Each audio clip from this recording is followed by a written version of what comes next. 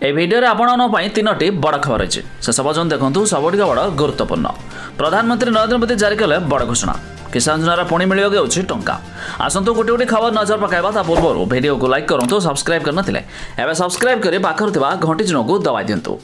ପ୍ରଥମ ଖବର, ଯୁକ୍ତ 2 ନାମଲେଖା ଏହି ଦିନ ପ୍ରକାଶ ପାଇବ ପ୍ରଥମ ମେରିଟ୍ ଲିଷ୍ଟ।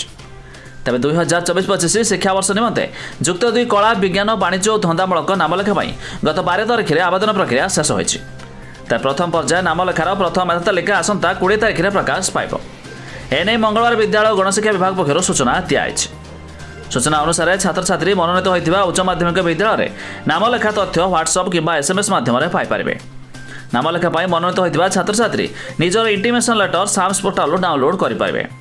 ଏହାପରେ ମନୋନୀତ ଉଚ୍ଚ ମାଧ୍ୟମିକ ବିଦ୍ୟାଳୟରେ ଆସନ୍ତା 22ରୁ 27 ତାରିଖ ମଧ୍ୟରେ ନାମ ଲେଖାଇ ପାରିବେ। ଖବର ନମ୍ବର 2, ପୁଣି କେବେ ଆସିବ ଚାଷୀଙ୍କ ଆକାଉଣ୍ଟକୁ ଟଙ୍କା? 18ତମ କିସ୍ତିକୁ ନେଇ ଜାରି ହେଲା ବଡ଼ ଘୋଷଣା। ତେବେ ପ୍ରଧାନମନ୍ତ୍ରୀ କିଷାନ ନିଧି ଯୋଜନାର ଚାଷୀଙ୍କୁ କେନ୍ଦ୍ର ସରକାର ଟଙ୍କା ଯୋଗାଇ ଦେଉଛନ୍ତି। ତେବେ ଏହି ଯୋଜନା ଅଧୀନରେ ପ୍ରତିବର୍ଷ ଯୋଗ୍ୟ କୃଷକଙ୍କୁ 6,000 ଟଙ୍କା ଆର୍ଥିକ ସହାୟତା ଦିଆଯାଏ।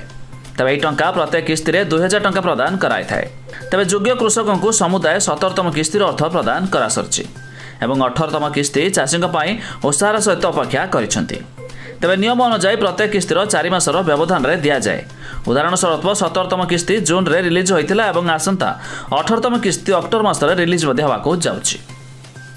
ଖବର ନମ୍ବର 3, ଫ୍ଲିପକାର୍ଟରେ ଆସିଲା ସେଲ୍। ଟିଭି, ଫ୍ରିଜ୍, ଫୋନ୍ରେ 60% ପର୍ଯ୍ୟନ୍ତ ରିହାତି। ତେବେ ଫ୍ଲିପକାର୍ଟରେ ଏପରି ଏକ ସେଲ୍ର ଆରମ୍ଭ ହୋଇଛି। ତେବେ ଫ୍ଲିପକାର୍ଟରେ ଏପରି ଏକ ସେଲ୍ ଆରମ୍ଭ ହୋଇସାରିଛି ଯେଉଁଥିରେ ଫୋନ୍ରେ 60% ପର୍ଯ୍ୟନ୍ତ ରିହାତି ମିଳିପାରିବ। ତେବେ ଏହି ସେଲ୍ର ନାମ ହେଉଛି ଫ୍ଲିପକାର୍ଟ ୟାର୍ଲି ବାର୍ଡ ସେଲ୍। ତେବେ ସେଲ୍ 15 ଜୁଲାଇରୁ ଆରମ୍ଭ ହୋଇ 19 ଜୁଲାଇ ପର୍ଯ୍ୟନ୍ତ ମିଳିବ। ଏହାପରେ ଫ୍ଲିପକାର୍ଟରେ ଗୁଡ୍ ସେଲ୍ ମଧ୍ୟ ଆରମ୍ଭ ହୋଇଛି। ତେବେ ଏହି ସେଲ୍ରେ ୟୁଜର ଅନେକ ଦମଦାର ଡିଲ୍, ଅଫର ଓ ରିହାତିର ଫାଇଦା ପାଇପାରିବେ।